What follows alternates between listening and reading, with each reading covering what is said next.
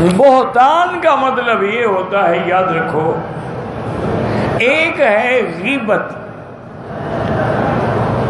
کسی کے پس پشت ایسی بات کرنا جس سے اس کو تکلیف پہنچے، چاہے وہ عیب اس میں ہو بھی، یہ غیبت ہے۔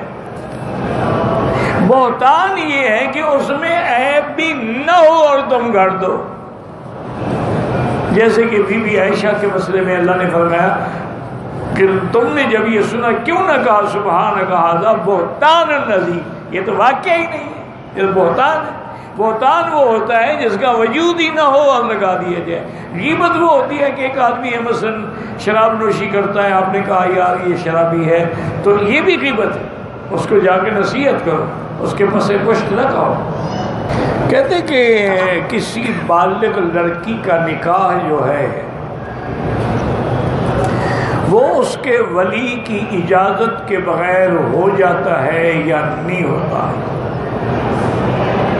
تو میرے عزیز مسئلہ سمجھیں کہ ایک صریح حدیث ہے میرے مدنی پاک کی صلی اللہ علیہ وسلم، آپ نے فرمایا کہ لا نکاح الا بولی، نکاح ولی کے بغیر نہیں ہوتا۔ اور یاد رکھیں یہی متفق علیہ ائمہ اربعہ کا مسئلہ ہے کہ جب تک ولی نہ ہو، ولی سے مراد باپ ہے، باپ نہیں ہے، چاچا ہے، بڑا بھائی ہے، اس کی اجازت کے بغیر نکاح نہیں ہو سکتا۔ لیکن اللہ نے اولیاء کو بھی یہ مجبور کیا ہے کہ تم لڑکی کی رضامندی بھی پوچھو، یہ نہیں ہے کہ تم ولی کی حیثیت میں نکاح کر دو، لڑکی کو پتہ ہی نہ ہو، اس کو پتہ ہی نہ میرا کس سے نکاح ہو رہا، لڑکی کی رضامندی بھی دیکھو، اس کو بتلاؤ۔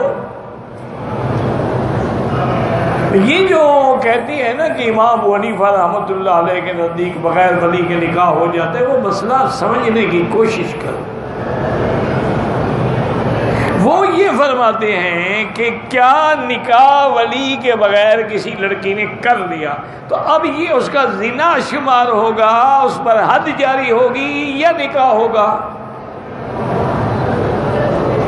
وہ فرماتے ہیں اس میں حد تو نہیں ہوگی کہ نکاح تو اس نے کیا ہے نا، کوئی غلطی کی ہے، ایک حدیث کی مخالفت کی ہے، لیکن بالغ ہونے کے بعد اس کو بھی تو اللہ نے عقل دیا، بلوغ دیا، اسے خود قبول کیا ہے، لہذا اس کو حد نہ مارو، لیکن کہو کہ نکاح ختم کرے، ولی کے منشے سے دوبارہ کرے۔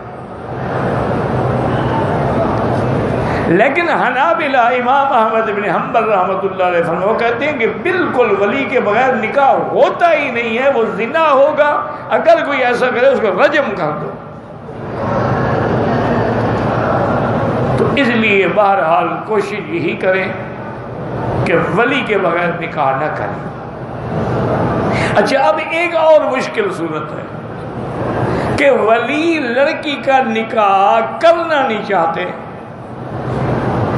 ایسے بہت سارے واقعات ہیں کہ لڑکی ڈاکٹر ہے، انجینئر ہے، وہ پرنسپل ہے، لیکچرر ہے، بڑی اچھی تنخواہ ہے، ماں باپ کو گھر بیٹھے پیسے مل رہے ہیں، وہ کہتے شادی ہو گئی، یہ تو گئی نا، یہ تو سونے کی چڑیا اڑ گئی، اس لیے وہ روڑے اٹکاتے ہیں۔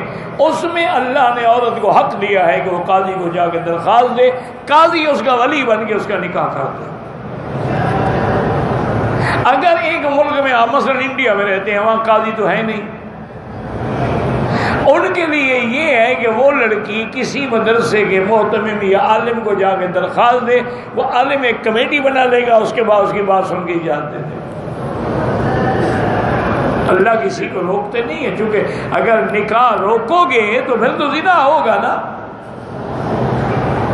لیکن میری بیٹیوں کو بھی سوچنا چاہیے کہ تم جب شادی چاہتی ہو نا، تم دل سے سوچتی ہو، ماں باپ عقل سے سوچتے ہیں۔ عورت کا بس دل آ گیا، وہ ٹھیک ہے جی میں نے کسی سے شادی کرنی ہے، ورنہ میں خودکشی کر لوں گی، میں مر جاؤں گی، میں فلاں ہو جاؤں گی۔ وجہ کیا ہے کہ وہ دل سے سوچ رہی ہے، عقل تو استعمال ہی نہیں کر رہی نا۔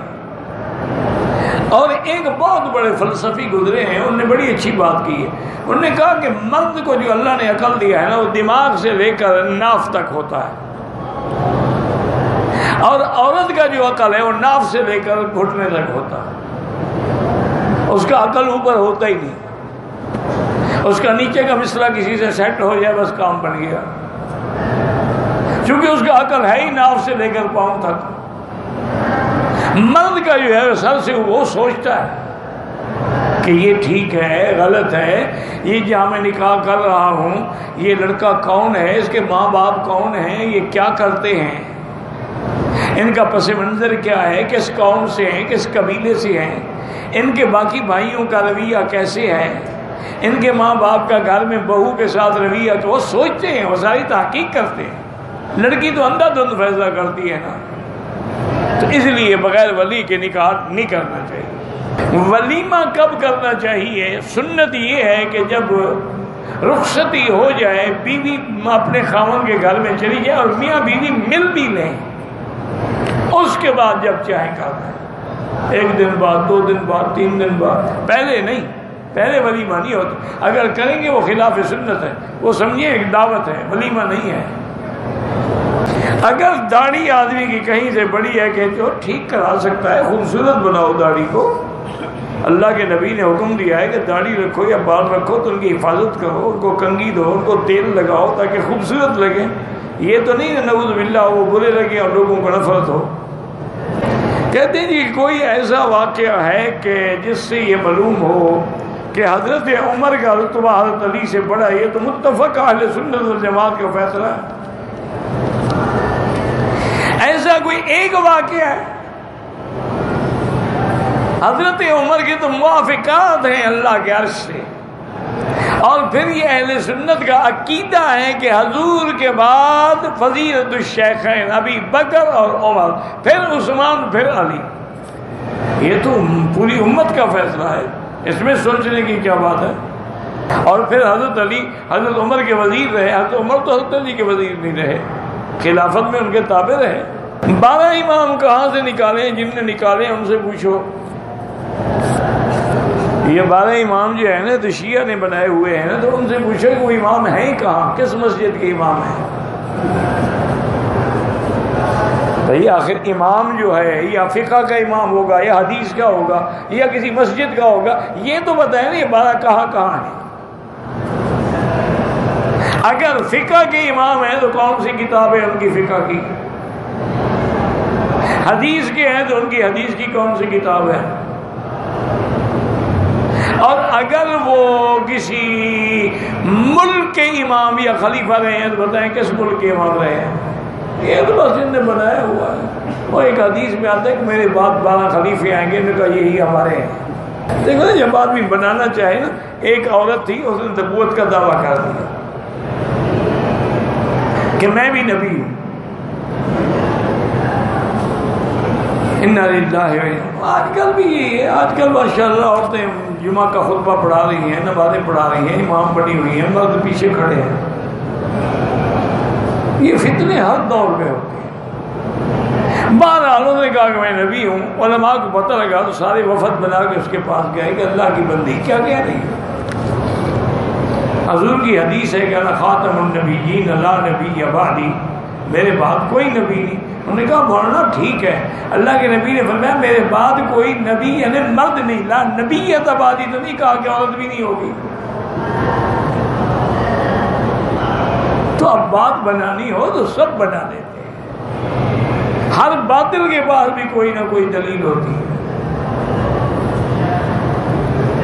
تو اس لیے یاد رکھا کریں کہ دعا یہ کیا کریں کہ اللہ ہمیں حق پہ چلنے کی توفیق دے۔